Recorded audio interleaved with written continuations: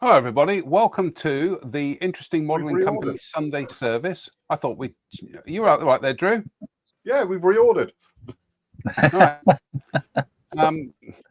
He's thrown me off my stride already. We're not even 10 seconds into the show. He's thrown me off my stride. Is done. I'll see you all next week. We seem to have very poor connections here tonight. I don't know if it's me or not. I'm just having a look at my Wi-Fi. Well, yours keeps breaking up as well, John. Here, so yeah, keep glitching, John. Yeah, you're glitching quite badly. Okay, isn't that great either. Okay, thanks. Nice, marvelous. Oh well, we'll soldier on. We are joined tonight by Mike Williams, who is here to talk tonight about his experiences with the new Revell 32nd scale Meteor F8/F. Is it FR9? FR9. Yeah. Shall we dive straight? We lost Chris there. Shall we dive? Let's dive straight into it, shall we? So we have covered this kit on the show before, but it's worth having another look at it, especially. I think the thing is that this kit, we've covered it before, but every week is bringing fresh news at the moment, isn't it? So yeah, it's kind of rolling on and on really fast now. Yeah, I'm about halfway through building mine at the moment. Good Lord. It does come with photo etch. Does it come with pre-colored photo etch, Mike? You haven't got this yet, have you? Not good. I'm doing it this week. As far as I know, it's that's the prototype of the colored one. Yes, and mainly the cockpit parts like seat belts and instrument panels, as you can see there. But I've not seen it yet. So as far as I know, it's mainly cockpit components. Okie dokie. Clear parts, and there we've got the two types of sliding hood and two types of windscreen as well, actually. Noses, camera nose. Yeah, that's the two-part camera nose, because there's one part for the single F8 nose. That's the two parts, and that goes around the nose gear bay. And then you've got two clear lens covers that go over those, and they fit perfectly. I've tried them; they fit perfectly. So it's just basically build and paint. It's really, really nicely done. I tell you what, that's very nice depth to that molded detail, isn't it? Yeah. I mean, if you look at it, you can see a molding seam line on the port side. Just there's a longitudinal panel line. If you look just below there, you can see a seam line, which is obviously where they split the molds to get that depth of detail right round. Yeah. Very, very nice. Yeah. Very nice. Yeah. I mean, everything says that Revell are knocking it out of the park with this one, aren't they, Luke's? You can see there. That's the inside faces of the main gear doors. They actually got rivets molded in and latches molded in as well. So they're not just blank inside. Yeah, that's very. For Luke's first entire project, this is not out of the park, isn't it? This is really something else. Yeah. Well, is it a Welland? Derwent.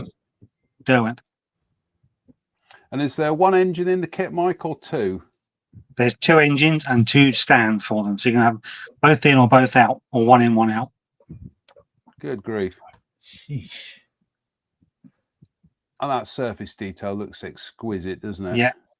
It's I've got some paint on tab things, and it looks really nice under paint as well. I would rather have one kit a year like this than 4 or 5 less good ones. Yeah. And so far, the fit has been impeccable. I've had minor bit of putty here and there, but I think that's user error on my part, because I've got no instructions yet. Yeah, fair enough. And also, I think they're probably still these are probably still at the test This is a shop test phase shop. as well. Yeah. Yeah. And that's the interior of the cockpit Yeah. there. So it's the cockpit That's the nose. So starboard cockpit.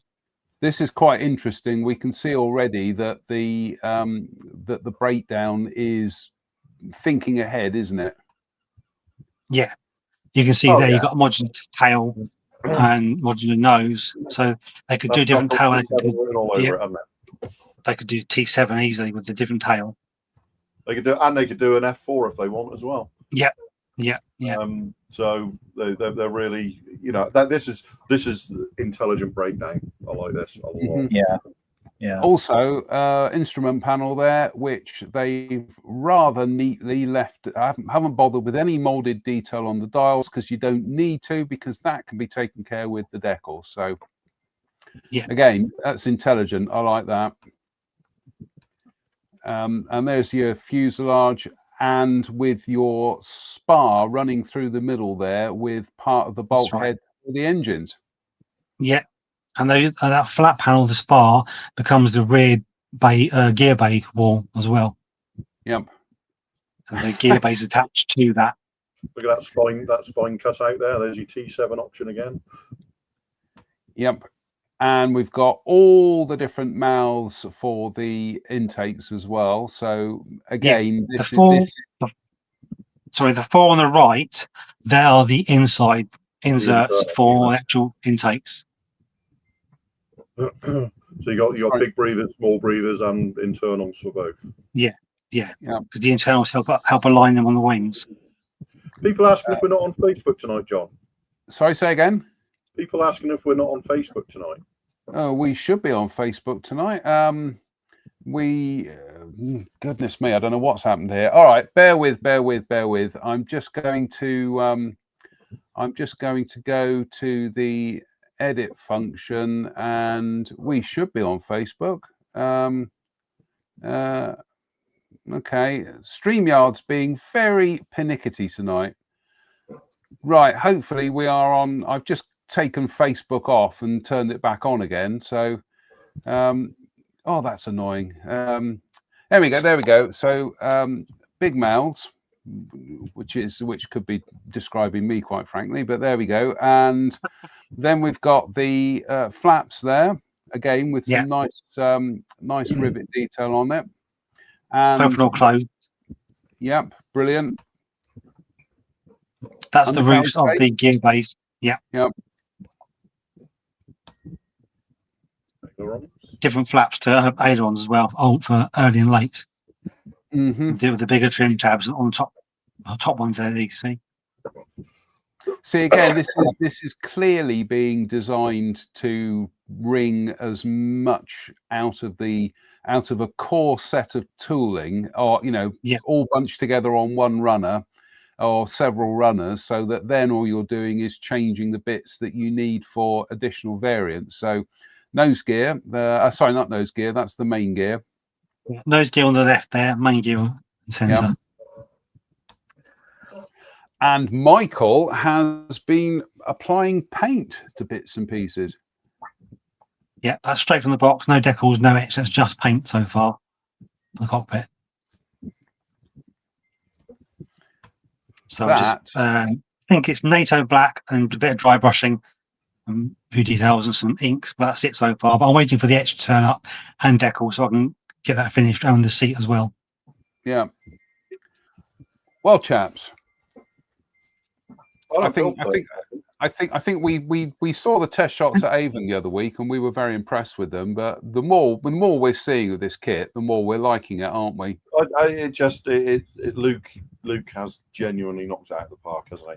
You know, for his sort of first entire project with in his role at Revell, he's really knocked it out of the park. So it really. I was talking to him last week, and he says it's been a labour of love. It really has. Absolutely, yeah. You can always tell, can't you? You can always tell when something's a labour of love. And I mean, funnily enough, I get the same feeling about the Airfix Jaguar, which was also Luke, wasn't it? Mm-hmm. Yeah. So, you know, that clearly that kit feels like a labour of love. You know, quite often it can feel like it's been done, you know, to a cost, to a timeline, but, you know, all the little things that none of those are there on the Jaguar. So it's got that kind of same feeling about it that this appears to have, where somebody who deeply, deeply cares about the subject and not just the job. Yeah. Also worth bearing in mind that when Revell originally announced this, what was it, about 2 years ago, wasn't it? Originally it was going to be a Mark III. Yeah. And I think again that's Luke's impact of coming into the job and going, no, should be an 8. We need to work on this. We need to make some changes. No, I think he's I think he's nailed it. I really, really hope this sells as well as it deserves to. Yeah, no, I agree. I agree. Excellent stuff. Well, thanks for those, Mike. Really do appreciate that. And I can show you. I've got the engine there. If you can see that. Ooh. Oh, that's nice. One. Also, I've got the wings together with the engine inside as well. Someone's doing a Belgian one. Someone's doing a Belgian one. Yeah. How can you tell? You can also see the gear bays and the inside of the flaps as well there. Oh, that's lovely. It's so great. I spent a lot of time scratch building that kind of stuff or buying aftermarket and painting it, and to see it in the kit the way that it's provided this go around is really inspiring. It's really nice. It's really nice to see. The tail fits and the whole plug. Yeah. Sorry, I'm just going to say, I do apologise, folks. We are having StreamYard issues tonight. It didn't connect to Facebook initially, and it has now. And also, apparently, everybody is experiencing everybody else in the studios breaking up tonight. So it doesn't. It's look like largely settled down here, I have to say. This end, it has settled down now. So yeah, all clear for me as well. Yeah. Right. Shall we? Do we want to talk about projects now? Yes, I think we'll. Shall we talk about projects? So, Chris, you have been working on. Well, I think you can. Explain yourself, sir. This right here is a 1/72nd scale Chevrolet of Canada C60L 3-ton truck conversion. I started it years ago, and IBG first came out with the Canadian pattern 15 carat weight vehicle, and I basically stretched the frame and repositioned all the stuff underneath that's attached to the frame, the gas tanks and boxes and stuff like that, and the chassis components, and stretched the drive shaft, etc. And then my cat got it off my workbench and chewed it all apart. So I had to do it again. So we've killed the cat. The cat is still alive. I will point out to the ladies and gentlemen, no, we haven't. I'm just going into the other room to get the other router, so I'll be back in a couple of seconds. So that was a long time ago, and I decided when IBG started doing different variants of this vehicle, I thought I may as well get this done before they do this one, so I don't just shelve all this work and put it aside. So in the last week or so, I painted the bed. I got the stays in place. I found all the stuff about the decals, which is really interesting. Canadian markings are kind of idiosyncratic, and one of the things when they were instructed before D-Day to paint out British markings and put stars on, the Canadians put them on oftentimes a little crooked, because that would discern them from the Americans. That was the first thing I noticed. That the phrase we use in the UK, Chris, is skew whiff. Yeah, there you go. So if you're really bad at putting on decals, build a Canadian military vehicle from World War II. I weathered it with some oils last night, and it's not quite glued together yet. I need to do some work on the cab, like putting the windows in and stuff like that I didn't want to do until after I'd put on the flat coats. And I've got to still put some flat coats on the side of the bed. It's still a little bit shiny, but it's making pretty good progress. So I think I'm going to stick with this and try to get it finished next, and not bounce around to some other project. Yeah, it's easy to get distracted and stuff gets sidelined again. And the wheels are done. The wheels are ready to go. They were actually stolen out of the IBG Holmes breakdown version of this vehicle, which had bigger wheels. But it's an interesting truck. They made like 600,000 of these Canadian pattern Ford and Chevy exact pattern with two different styles of cabs, and so very I think very underrepresented. 72nd scale. Yeah, you see the markings on the front. There's that 72 there on the front, which indicates it's from the transport section of the 1st Canadian Division. And I didn't have that marking, so what I did is I found a decal of a Portuguese flag, and I trimmed off the corners and stuck them together.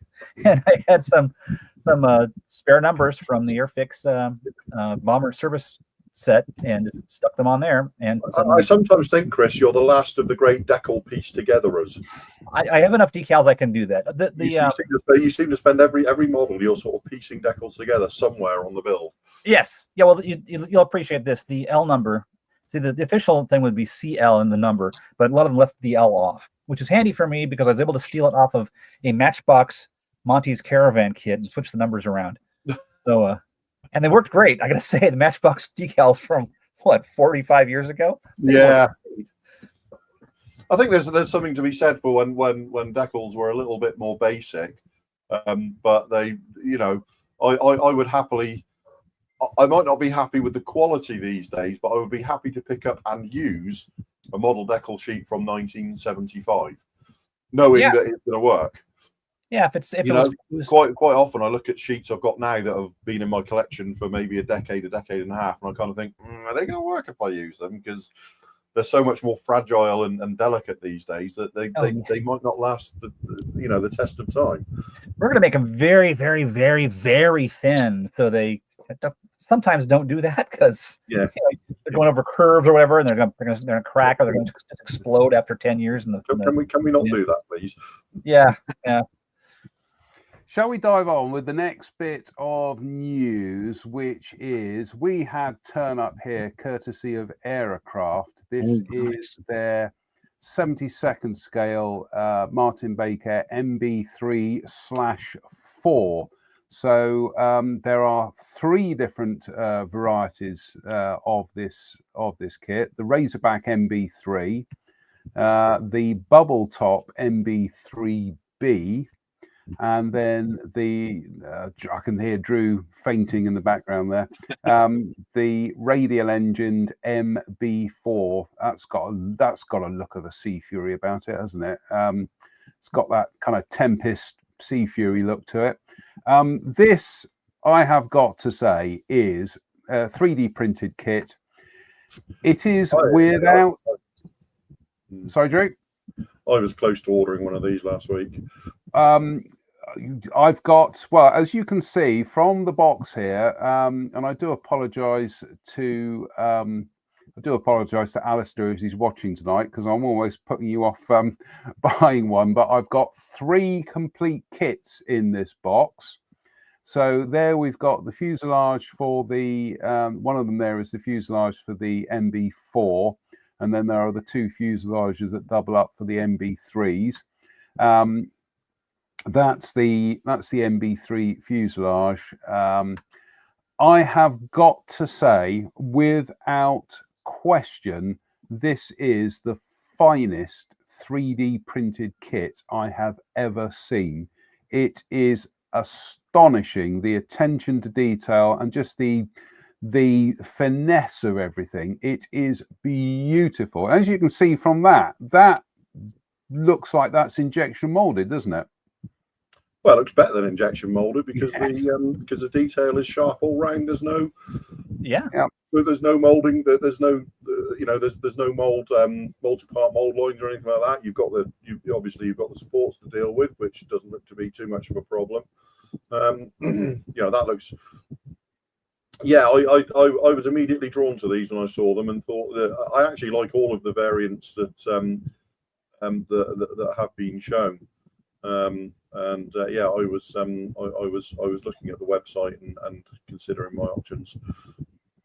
Those are just some of the detail parts and the clear parts. That's the spread of bits for the MB4, an absolutely exquisite engine. We will have the close-up pics in a second.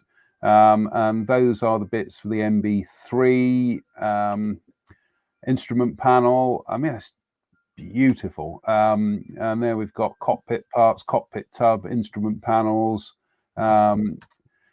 wheels. That tread pattern is stunning. I know it sounds a bit weird for us to talk about, something as mundane as tread pattern, but it is just beautiful. Well, no, it's not weird because it's one of the most difficult things to reproduce and keep detail present in model form. So, undercarriage legs and tail wheel yoke there. Control surfaces. So we've got tail planes and control surfaces. Those are the props for the MB4. That's the engine for the MB4. Oh my goodness me, isn't that a work of art? And there is the cowl and the spinner for the MB4. This is the one you want, isn't it, Drew? Well, no, to be honest, John, I find them all very attractive prospects. I think that any or all of them. I just think that they're all very attractive aeroplanes. All the Martin-Baker aircraft were. Mm-hmm. I do like who doesn't love a Centaurus engine, but they're all very, very attractive propositions. The Razorbacks have got a look about them as well. Steve Moore, do we know a price? Steve, go to the website. Go to the Aerocraft website. They're all on there for sale.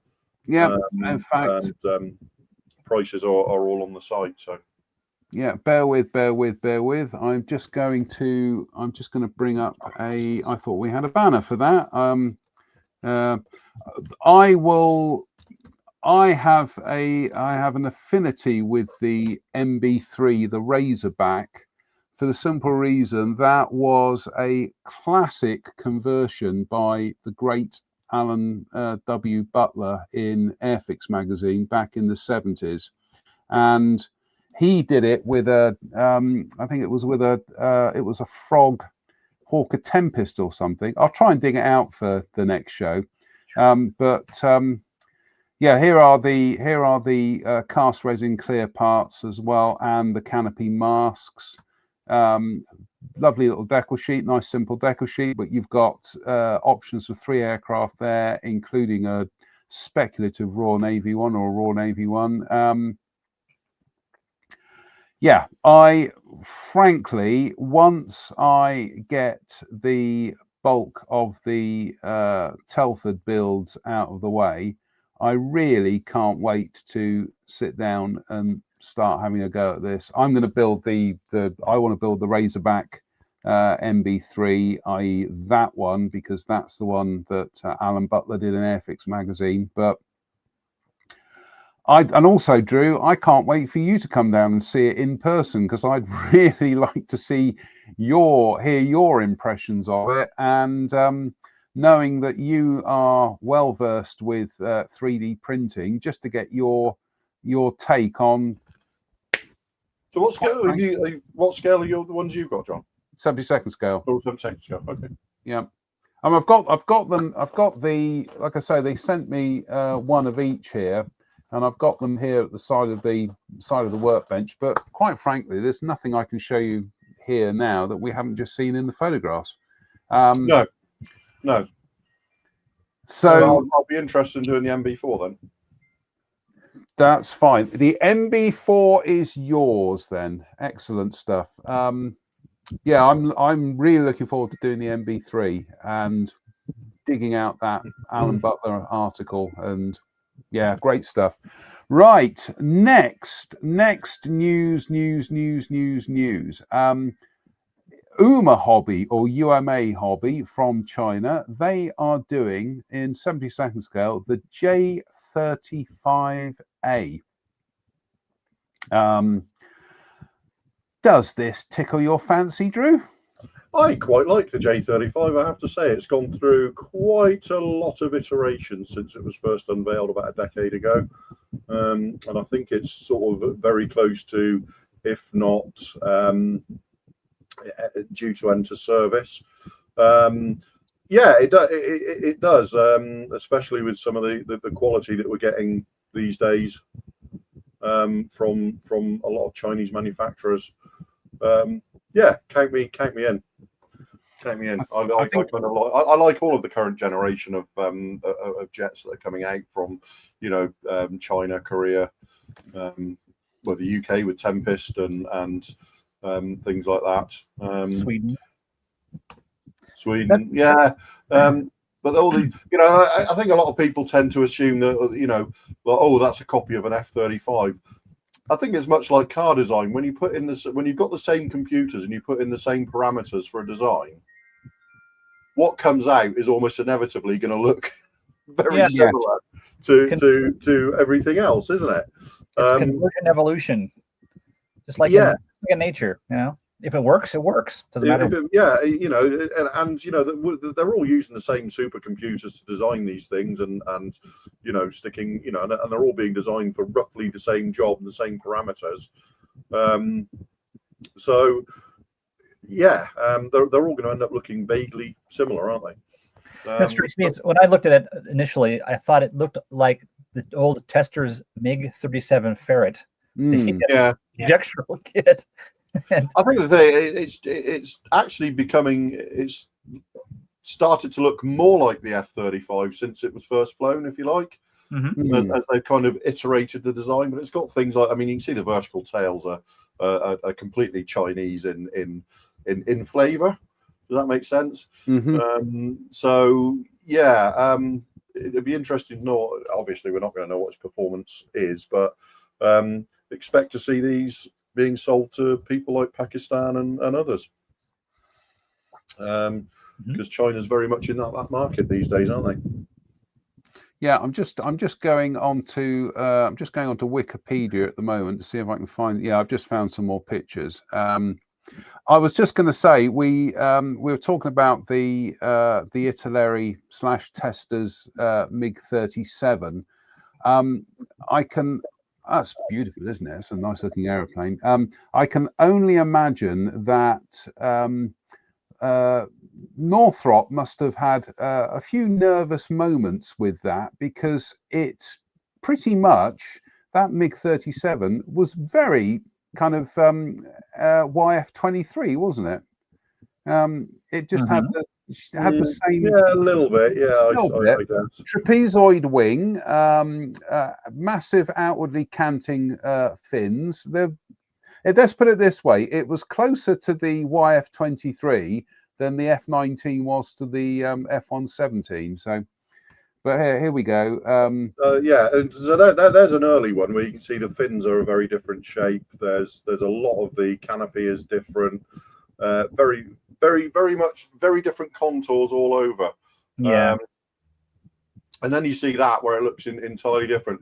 I see Rob Suto saying, is that the one where they put the canopy hinge at the front for no reason? Well, the thing is, Rob, I think I'm right in saying they're also planning a vertical takeoff variant with broadly the same setup as the F-35B. So it might not be quite as pointless a decision as it first appears. But I think it's a good looking airplane from that angle. It's the twin engines give it a kind of finesse around the rear end that the F-35 lacks, because it's obviously the engines are smaller in diameter. So I think it gives it a nicer look around the rear fuselage than the F-35. That almost looks like a kind of like a stealth F-15, doesn't it? Yeah, a little bit, yeah. But yeah, I think that's a great angle. I really like that.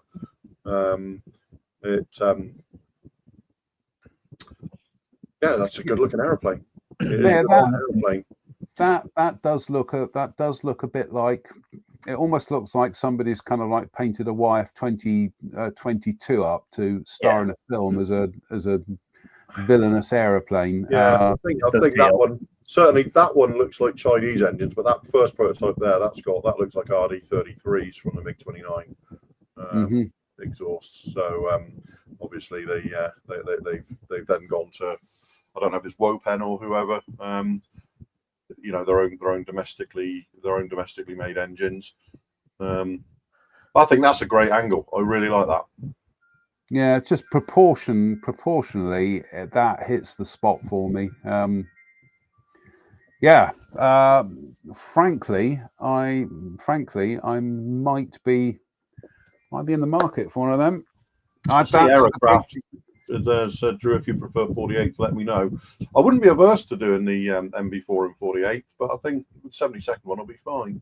Okay, that's very kind of them. That's very kind of you. Yes, Yeah, brilliant. I think it'd be nice to do a couple of builds for the show for them as well, and cover, and cover what kind of a build it is and how it goes together. I think that'd be nice. Yeah. Dave Fleming says Uma means bear. Thank you, Dave. It's glad we've got. I'm sad we've got somebody on the on watching tonight who's got a bit of an education, which I went to a comprehensive school. So what can I say? Well, I think we all did, didn't we, chaps? But here we go. So right, let's Ryfield models next. Ryfield models, 35th scale. M1128 MGS Stryker, and this is go on, Drew, what's funny? I love the air conditioning pack on the side. Have you ever seen anything more American? Yes. Yeah, as well. It left off the satellite dish. I'll just give everybody a quick blurb on it. The M1128 Mobile Gun System, MGS, is an 8-wheeled assault gun of the Stryker family, mounting a 105mm tank gun based on the Canadian LAV-3 light armored vehicle manufactured by General Dynamics Land Systems for the US Army. The MGS program emerged after the 1996 cancellation of the Army's M8 armoured gun system, the service's planned replacement for the M551 Sheridan light tank. The MGS was procured in limited numbers. It has since been retired since the end of. I'm pretty sure it's not in service anymore because it really wasn't. I don't know what. I don't know why these sort of projects so often fail with the US forces, because you've got people like the Italians who've been using the Centauro, which is broadly similar with a 105mm gun for decades, very, very happily. And then it seems like, to me, sometimes the Pentagon tries to overgild a lily and ends up with something that doesn't actually work all that well. Well, as the last line said before Drew slewed across 3 lanes of the motorway and forced me into the hard shoulder there, it has been retired since the end of 2022 due to design and operational deficiencies. But yeah, there we go. So here is the kit from Ryfield Models, and that looks a bit tasty, doesn't it? Yeah, and the thing is that the base unit, the base Stryker, has been a pretty successful vehicle as a in its own right. It just appears that all the variants thereof that they've made have all had too many problems. Mm-hmm. So the kit comes. The basic kit comes with a 3D printed gun barrel for the multiple integrated laser engagement system gear. It's just call it Miles, John. That's what everybody else calls it. Miles, yes. Bit like our tea. So there we go. That's a broad overview of the kit, and you can see from the CAD images here which bits are photo etch, which bits are also 3D printed, of which there are quite a few 3D printed accessories like this here. Of the 3D printed accessories, they do an upgrade set. They do sagged wheel set with anti-skid chains. They do a sagged wheel set. They do a sag wheel set with anti-skid chains, anti-skid chains 2 pieces, and they do a 3D printed barrel. But it's very. I think it's a good looking. I've got one from somebody else. I think AFB Club. I've got one of those from in the other room. Bought it one of our trips to Frome Model Centre, John. Good Lord. Yeah. It's such a good-looking vehicle. It's very sci-fi, isn't it? But again, like I say, it just feels like they try to overgild the lily each time, and it doesn't quite work how they wanted. It did see use in Afghanistan, though. It was actually deployed and used in Afghanistan. I mean, I think, like Travis there says, a fast, agile tank killer should work, but FPV drones would be all over that. But that's largely in the last couple of years, isn't it? That's up until 2022, we still thought drones were a niche battlefield weapon, didn't we? And now it's reshaping the battlefield completely. That's the look at the number, John. Look at the number. I was just going to say, Drew, look at the catalogue number. That's on my notes here. Yes, very good. There's the 3D printed gun barrel as well. That looks pretty tasty. And here come the wheels. So this is the sagged wheel set. One of them does include anti-skid chains on 2 of them, and then there is just the standard sagged wheel set, and then they do there we go, they do the anti-skid chains as well. That's a separate set, and there we go. That shows there are the upgrade bits and pieces, and your photo etch and your 3D printed stuff. That looks pretty good, doesn't it? I like that. I really do like that. A lot of stuff there to have fun with, that's for sure. Yeah, I mean, it's not a weekend project, is it? No. The Chinese are very much leading the charge of this kind of multimedia stuff, aren't they, these days? They're really, they're really diving into it. I like that. I do like that. I'm not sure. Would I build it? Possibly, if I could find space. But it's a nice piece of box art as well. It is a nice piece of box art, and like I say, now that I see that air conditioning unit, I can't tell if it's an air conditioning unit or some kind of mad DJ kind of like record deck set for Ibiza or something. It's but yeah, and also it's very it almost looks like it's something straight out of a Toho science fiction film as well. It's kind of Japanese. Yeah, it's very again. It's that turret where the gun is almost the only thing on the turret if you look at it. Yeah. It's whereas you've got, if you look at stuff like the Centauro and other things, the gun is integrated actually into the turret completely. So it's difficult. I like the vehicle. I also have liked the Stryker, and there's been quite a lot of those have been sent to Ukraine as well, and Ukraine's used it quite heavily in its APC form, I should say, and has had pretty good results with it. So yeah, I like. Okay. Well, we'll bear that in mind. Next is ClearProp. It's just down here on the notes as ClearProp Various, because they are doing quite a lot of bits and pieces for their kits. This is mostly for the MiG-19, actually. So what have we got here? We've got MiG-19 undercarriage covers, i.e. undercarriage doors, 3D printed, which is, I think 3D printing is the way to go for these bits, quite frankly, because you get the detail, you get the finesse, and they're pretty much kind of remove them from the supports, and you're good to go. Then we have the MiG-19 air brakes, all versions. So again, this is 3D printing making its presence felt in our hobby. And like I say, these are additional accessories that ClearProp are selling. Some RS-2U missiles, and I know you, Drew, you do like 3D printing missiles, don't you? Yeah, I do. Yes. I've got a couple of these MiG-19s as well. So.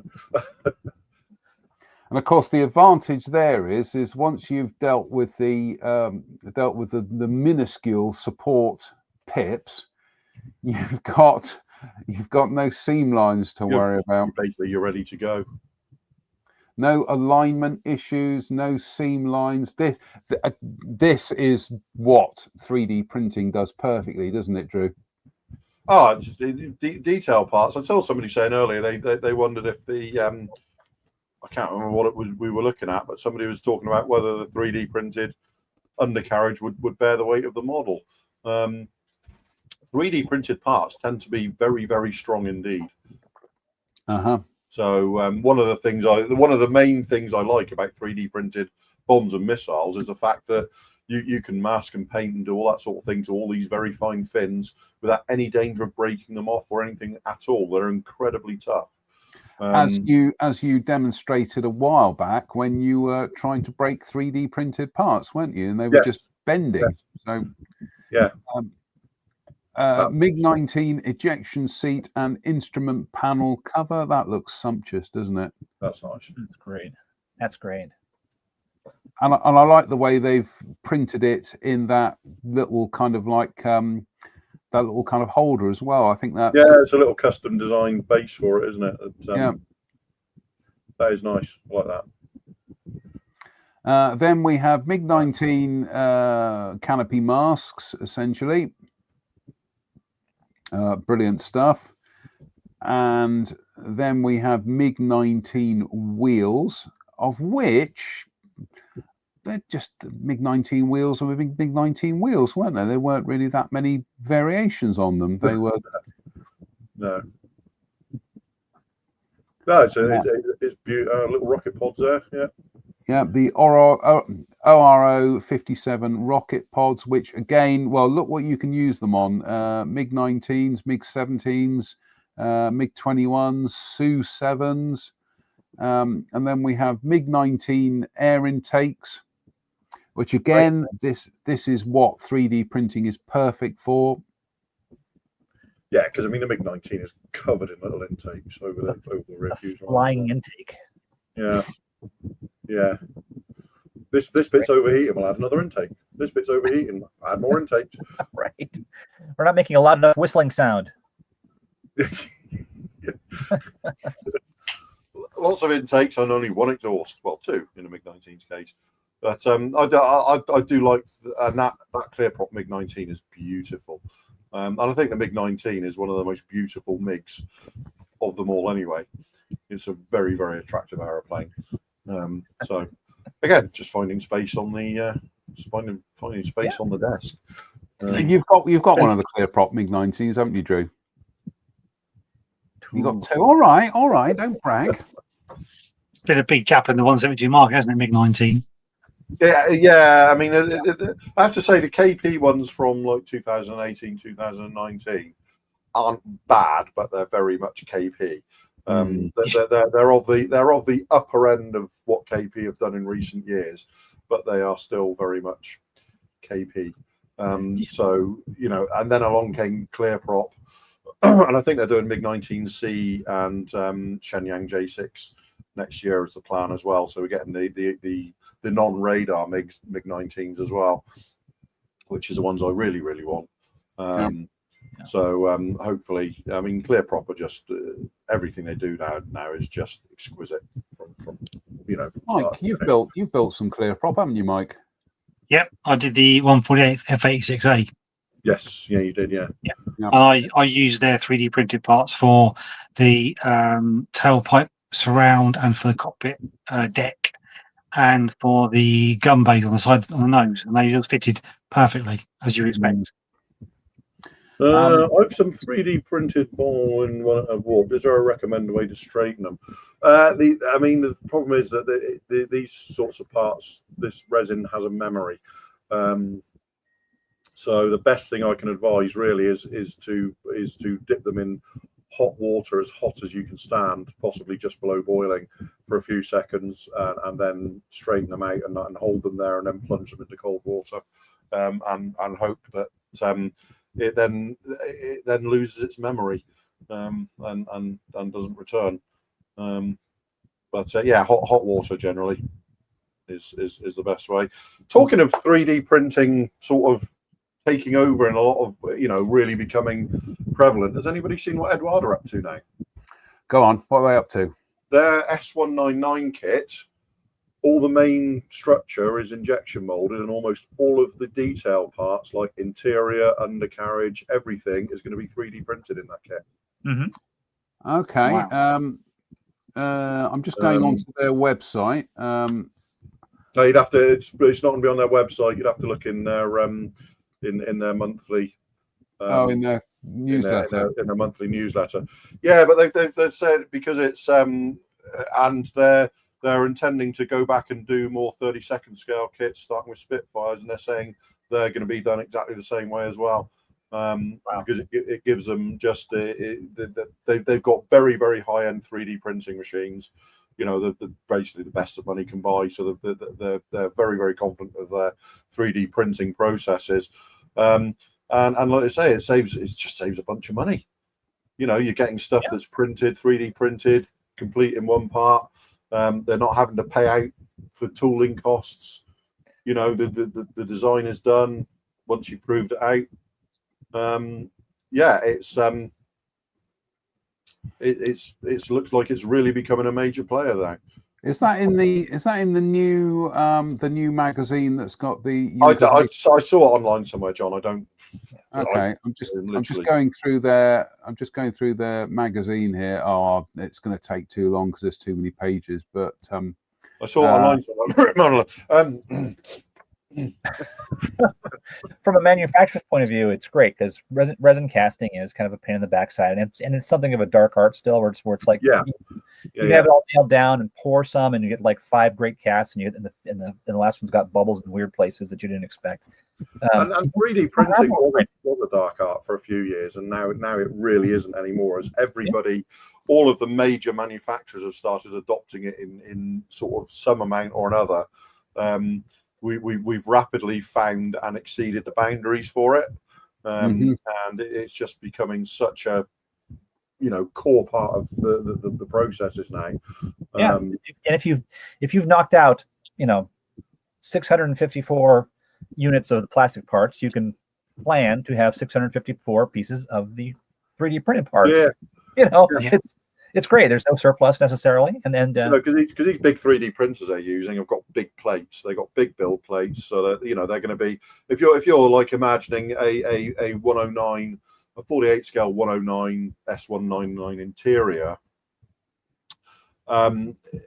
you're going to get 150 of those on a build plate. Yeah. Which is going to take 4 or 5 hours. You've got 4 or 5 machines. You dedicate a few days to printing them. And you've got several thousand, interiors, and you can, you can have as many. Bearing in mind, everything with Eduard is in house, so they do it all themselves anyway. They can have as many sprues as they want finished, and they can just print as they go for what they need for it, and they can iterate really easily because you're not having to cut a new tool for it. I was going to say, Drew, we only have to look at the output of our good friend Mr. Michael Reeves. Literally a one-man operation, but with his army of little robot helpers in his garage, doing all that work that years ago Mike would have to be out there hand pouring resin.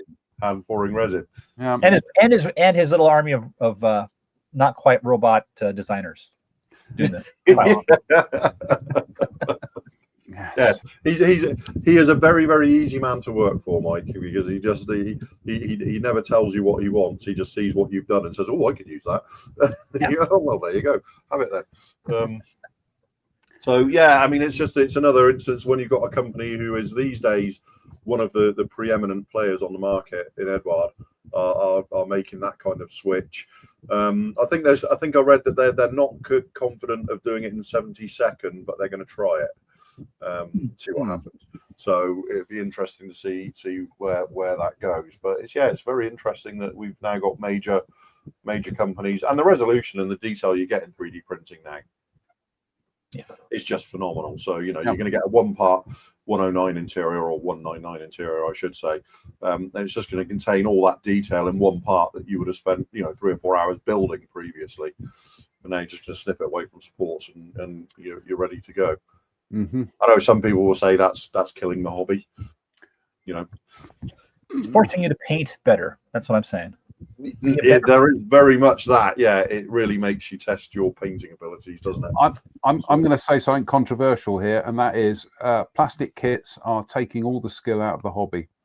Oh no, that was said 70 years ago. There we go. Let me get my pocket knife out and my block of wood and cut away everything like an airplane.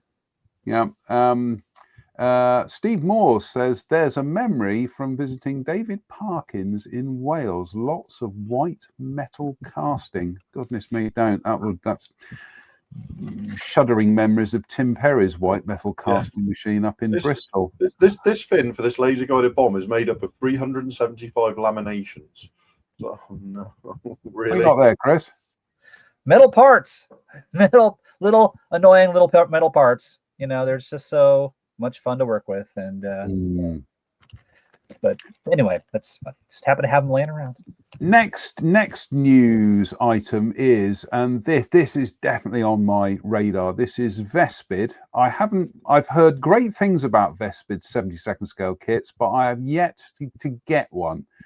But this is all new from them. This is a 72nd scale T-34/85. So this is the mod 1944 Plant 183 model, of which with T-34s they really are quite specific, as with a lot of Russian tanks from World War II. There's your clear. There's your plastic runners there with the breakdown of the parts. So you've got one sprue A, you've got 2 of B and C, and then you've got the lower hull, turret, and detail bits, and then you've got a metal barrel, some photo etch, and some 3D printed parts, of which we'll come to in a second. So there it is in its kind of normality, so to speak. And there are your 3D printed oil drums. Oil tanks rather, and they are Payne's Dons Le Derriere with normally an injection molded, because they're molded in 2 halves. I know the oil drums did have a seam on them, but to actually have them as a single piece, oh joy. There we've got some of the details of the underside, and there's the road wheel and the idler. And that's the link and length construction of the tracks there, which is rather neat. Pre-formed sections as well, so you're not having to wrap individual links around the front and back there. They are shaped, ready to go. And then some interesting color schemes. I do like the one with the winter camo, the vertical winter camo. Although I've got to say, I do like that one at the bottom that appears to be kind of sand and green. I like all 4 of them, quite frankly. But yeah, Vespid, all new tool, 72nd scale T-34/85. Like the real thing, you really can't make enough of these, can you? They're always going to sell. That's going to be tiny as well, and designed by Snowman Model as well. So the design's going to be good. So yeah, that's going to be tiny in 72nd, though, isn't it? Yeah. Oh, I've built 72nd scale T-34s in the past, but I am definitely in the market for one of them. In fact, I'm going to have a look at Vespid's range, because they've done a Comet, haven't they? 72nd scale. I know. I think they did an Abrams early on, and they haven't done any more modern armor. So I kind of mentally checked out, if you like, because they're not doing modern armor. So kind of whatever. Good lord, Drew. I think I've known you for nearly 30 years, and I think I know you, and then you suddenly drop a bombshell like that on me. It's just like, well, there you go. There you go. Right. And finally, finally, we are back with Micromere. They have announced they are doing some more design work for their 72nd scale Britten-Norman Trilander. They've said project is making significant progress. I hope we will start working on the molds this year.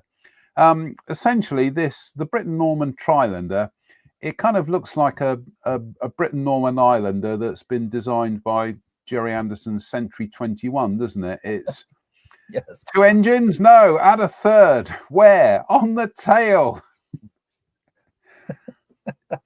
Yeah, this is one of my favorite airplanes because it just looks so bizarre, and the fact that they took all the luggage storage and moved it to the nose, so it's almost like a real model, like it's like a real version of a model airplane. It's very tail heavy, as you can imagine, and stick all the weight up. How are we going to balance it out? Let's put all the cargo in the nose.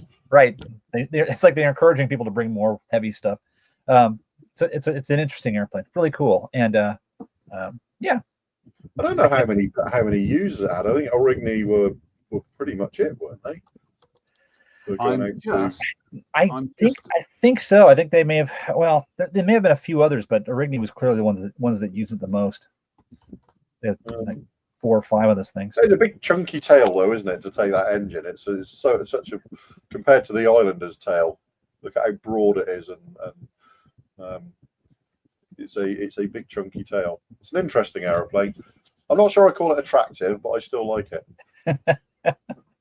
You will be, brace yourselves, gentlemen.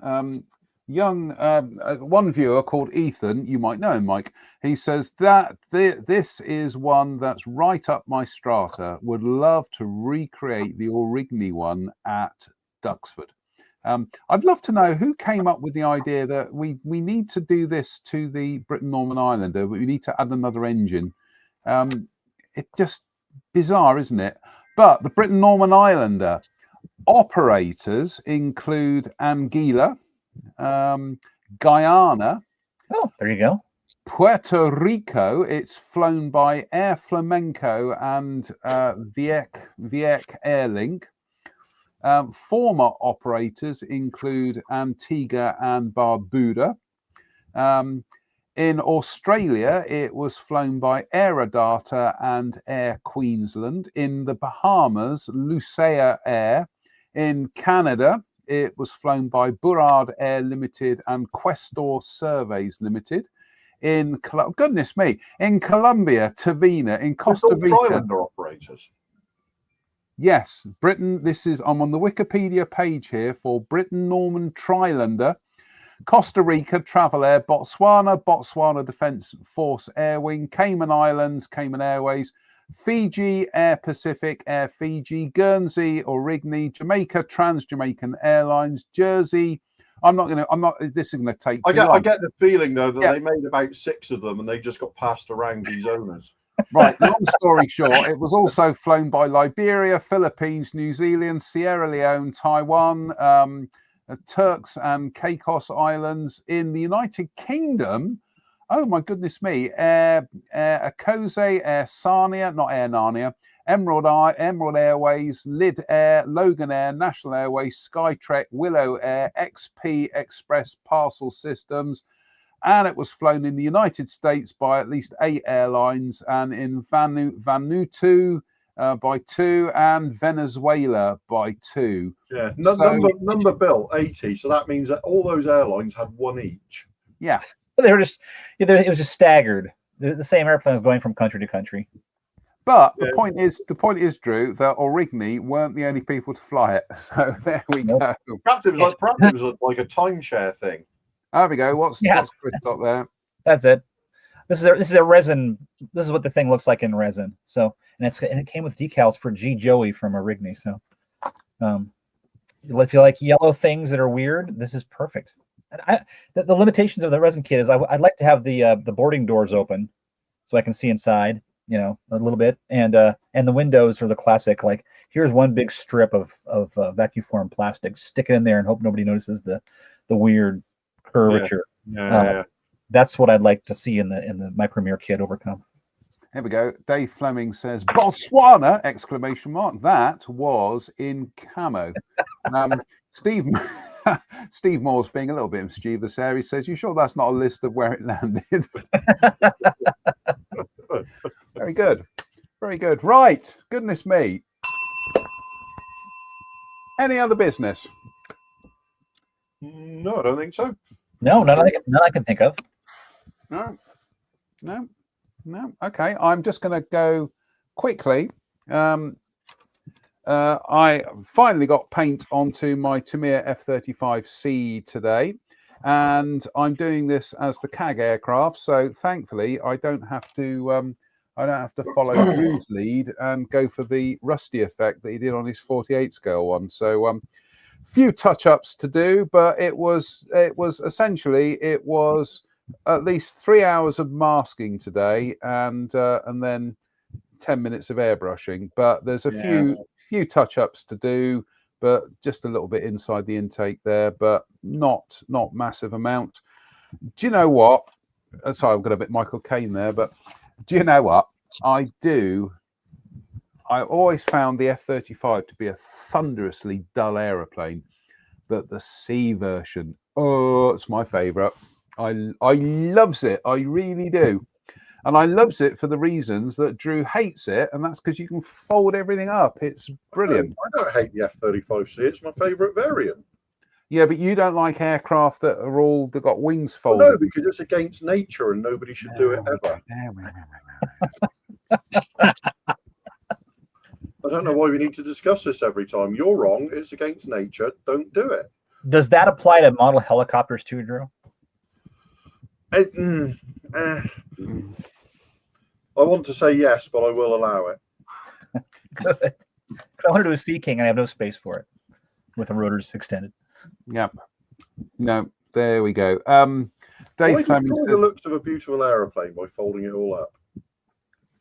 Well, I wouldn't call an F-35 beautiful. So there we go. I actually think it takes an ugly aeroplane and actually makes it slightly more, and hides most of it from the viewer. Yeah, precisely. Yeah, it takes an ugly aeroplane and essentially puts a paper bag over its head, and that works for me. So, yeah, I'm doing the CAG aircraft, which we had a discussion on in our private group, and the consensus is the CAG aircraft was very well maintained. So there'll be no rusty uppers on mine, I'm afraid. But oh well, on the next one. Because there will be a next one, especially as Drew and Spence are they're on F-35 strike at the moment. So it looks like if Andy wants any more built, it's going to be me in it. So I'm all done with F-35s right now. Just please, no more. It's the endless. It's like it's painted grey, but I still spent 3 months masking.